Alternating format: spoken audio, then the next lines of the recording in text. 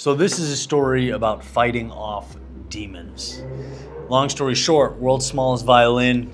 I got pretty injured in my back, left side of my back, with spasms going down my lat to my neck, rhomboid, like all around there. And I haven't been able to lift in like a month and a half. Which when you do that every day and it's sort of the crux of your just momentum and like a part of, like such a part of who you are, it becomes very hard to not do that. And so I did what I told myself I wouldn't do. When there's no workout and you're resting and recovering, why get up early, right? Why do the morning workout? And if you're not lifting, why follow your macros? And if you're not following your macros, have a beer every now and then. And it's just like, you can see how the snowball continues to grow. And so this is kind of, I was talking to a good friend of mine who said, look, I've been injured, being injured sucks. It's part of like, being 37. It's like you're gonna get hurt more than you were when you were 20. You just want to avoid the effort mindset, which is exactly where I was going. Just forget it, right? I'll eat better when I'm healthy. I'll get up early again when I'm healthy. I'll be energetic. It's like, no, you have to hold on to that now. You have to remain disciplined now so that when you're healed, you're not flipping a switch, you're right back into where you were, right? So the smooth transition.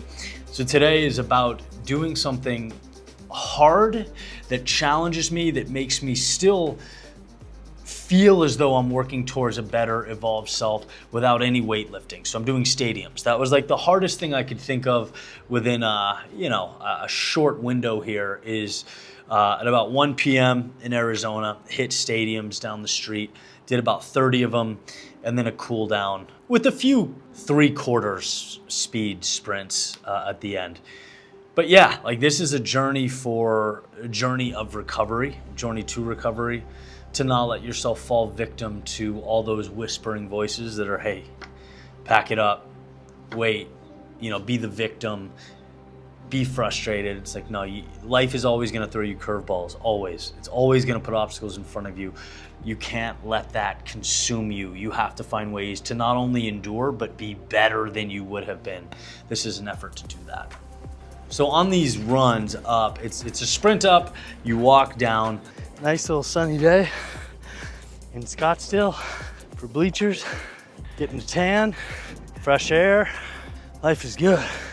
You kind of collect yourself, right? And then there's very little time at the bottom. You turn and you go. And so essentially I'm just talking myself through this process. 10 more, anybody can do 10. 10's a joke, joke.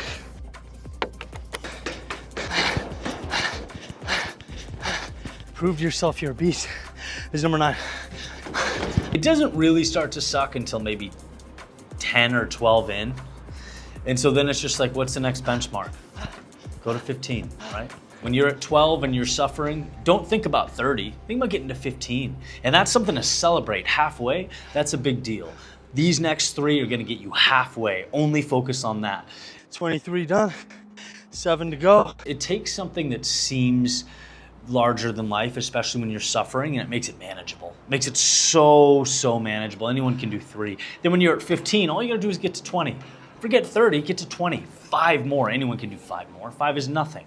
So that's the way you sort of compartmentalize it and push yourself through difficult things. Okay, let's go. 30. What's up? How do you feel? Good. One climb at a time. What do you think, a little track work, cool down? Yeah.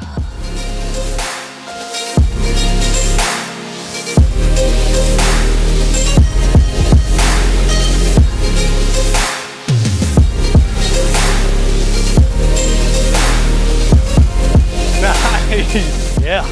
Oh, sick. You should put it on the inside of your shirt. I swear it affects the audio. Because think about it. We'll run a test. A layer of... Yeah, but they're made to be under the shirt. That's why they put these. Let's test it once and for all.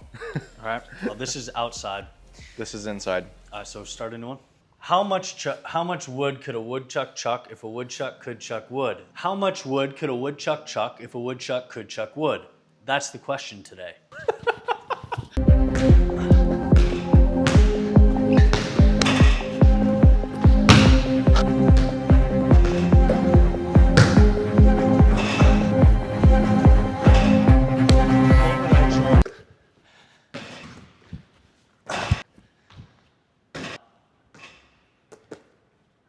Am I just like not coordinated? Is that what I'm learning right now? The more I think about it, it's like if you can find a way to take the ideas from the videos and make them actionable through community, we want that net to be as big as possible.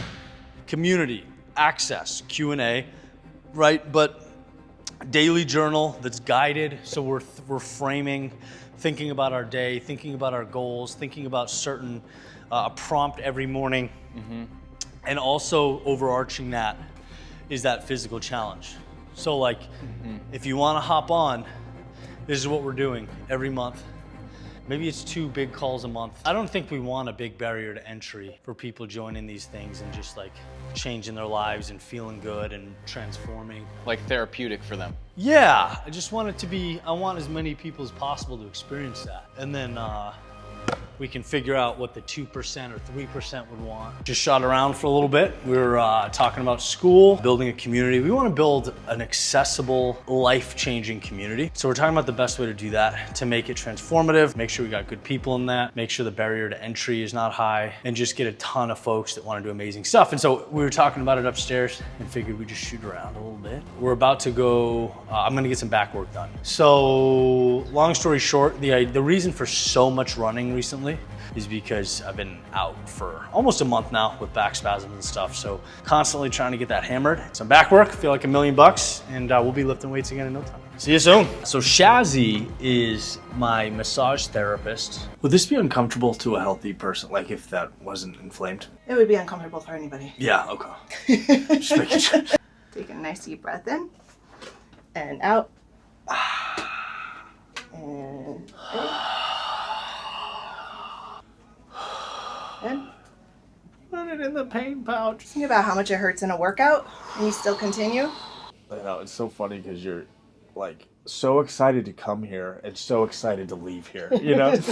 But it's just brilliant at getting in there and finding why you're having issues and sort of rectifying it, getting blood flow to the right places.